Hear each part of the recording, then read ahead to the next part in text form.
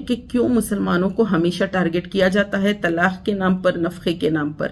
ایسے بتانے کی کوشش کی جا رہی ہے جیسے کہ طلاق بہت بڑا مسئلہ ہے اور نفقے کی بہت ساری عورتوں کو ضرورت ہے۔ سارے میڈیا چینلز اسی پہ ڈیبیٹ ڈسکشن کرتے ہیں جیسے کہ وہ ہم کو آزادی دلا رہے ہیں۔ یہ کسی بھی طرح کی آزادی نہیں ہے۔ مسلم پرسنل لاء میں جو چیز ہمارے لیے منع ہے، حرام ہے، کوئی مسلمان عورت اس کو اپنے لیے جائز ہرگز نہیں سمجھے گی۔ ہزاروں لاکھوں مسلم خواتین جو مسلم پرسنل لاء کو مانتی ہیں اور اس کو اپنے دین ایمان کا حصہ سمجھتی ہیں، ان کو کیوں مسلم پرسنل لاء سے ہٹانے کی آپ کوشش کر رہے ہیں؟ اس میں آپ کیوں آلے کار بن رہی ہیں؟ ہم اس ملک میں دستور اور دستوری حقوق، کانسٹیٹیوشنل رائٹس کے مطابق اپنی زندگی گزارنا چاہتے ہیں، تو ہم کو کیوں بلی کیا جا رہا، کیوں اس طرح کے ہیٹ سپیچز تمام ٹی وی چینلز میں چلائے جا رہے ہیں؟ جس طرح کا نیریٹو کریٹ کیا جا رہا ہے یہ صرف ہیٹ اگینسٹ مسلمز ہے اور یہ مستقل ہمارے خاندانوں، ہماری عورتوں کو بدنام کرنے کی ایک کانسپریسی ہے۔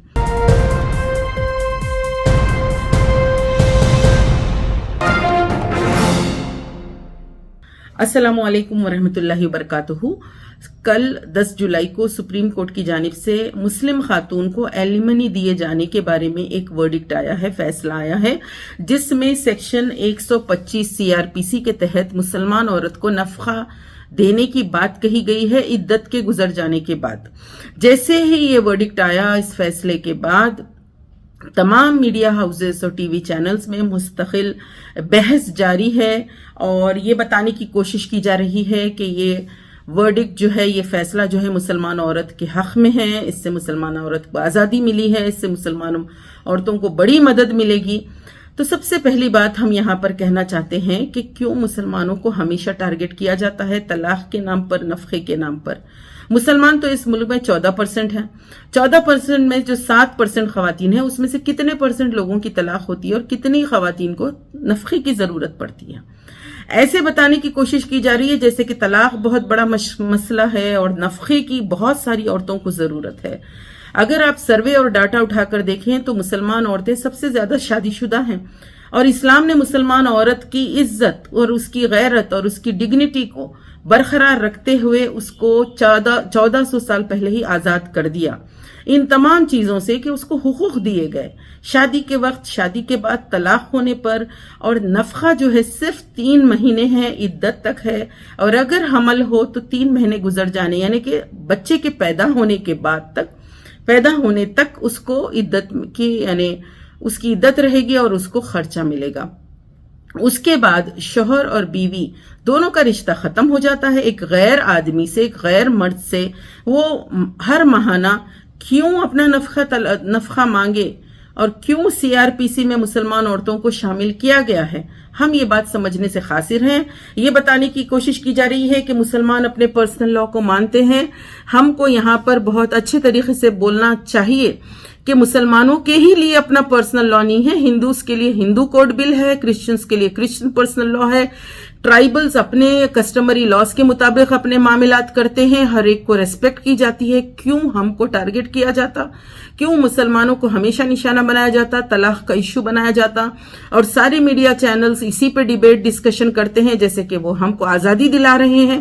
یہ کسی بھی طرح کی آزادی نہیں ہے۔ مسلم پرسنل لاء میں جو چیز ہمارے لیے منع ہے، حرام ہے، کوئی مسلمان عورت اس کو اپنے لیے جائز ہرگز نہیں سمجھے گی، اور وہ خواتین جن کی تعداد گنتی کی ہوگی، انگلی پہ گنے جانے والی تعداد، وہ خواتین کو ہم کہنا چاہتے ہیں اگر آپ کو مسلم پرسنل لاء پسند نہیں ہے تو آپ اسپیشل میرجز ایکٹ میں اپنی شادی کروا لیجئے، اور اگر آپ کی شادی اسپیشل میرجز ایکٹ میں ہوگی تو آپ کا طلاق، آپ کا خلا، آپ کے وراثت، سب چیزیں اسپیشل میرجز ایکٹ سے ہوں گے۔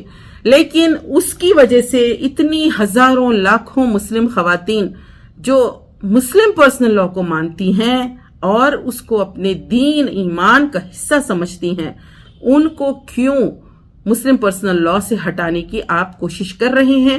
اس میں آپ کیوں آلے کار بن رہی ہیں؟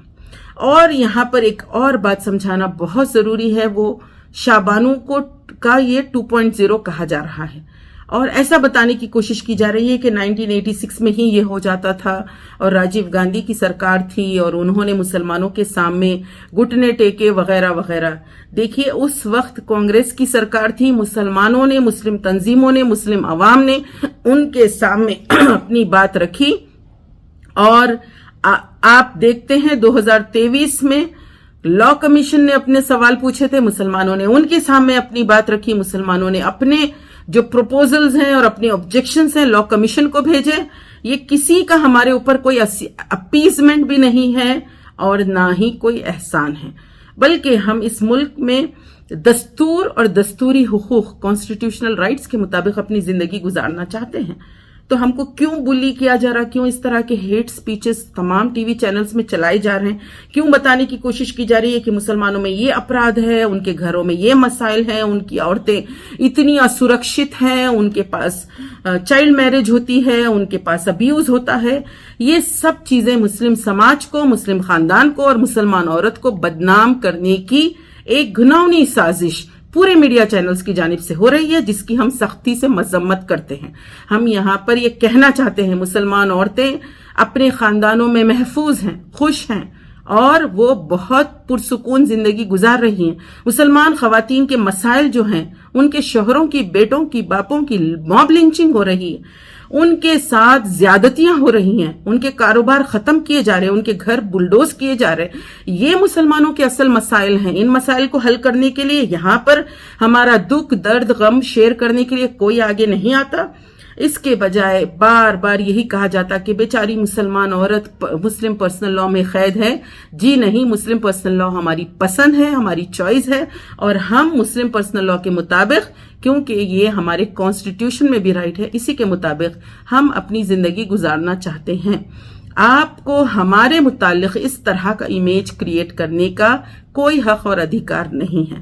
ساتھ ہی ساتھ ہم حکومت سے کہنا چاہتے ہیں کہ حکومت جو اصل مدعے ہیں اس ملک کے، اس پر توجہ دے اور جو اپوزیشن پارٹیاں ہیں ان سے ہم مطالبہ کرتے ہیں کہ وہ ہمارے دستوری حقوق کے تحفظ کے لیے کوشش کرے، وہ منہ بند کر کے نہ رہے.